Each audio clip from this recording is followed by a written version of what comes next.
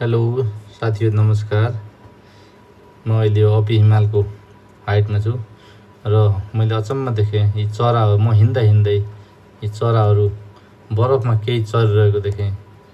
के चरिरहेको होलान्, सायद किरापटेङ्ग्रा हुन नि सक्यो। तर मलाई अचम्म लाग्ने कुरा, यो प्रकृतिले प्रत्येक जीवनलाई आफ्नो जिउने कला सिकाएको हुन्छ। जुन यो कडा जाडो र सङ्घर्षका बीच यी चराहरू यहाँ केही चरिरहेको देखिन्छ।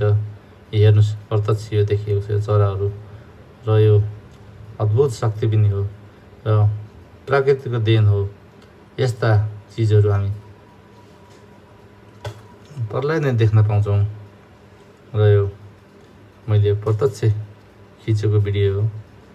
र यस्ता प्राकृतिकले दिएका चिजहरू र प्राकृतिकसँग जोडिएका कुराहरू मैले राखिरहेको हुन्छु यो भिडियोमा।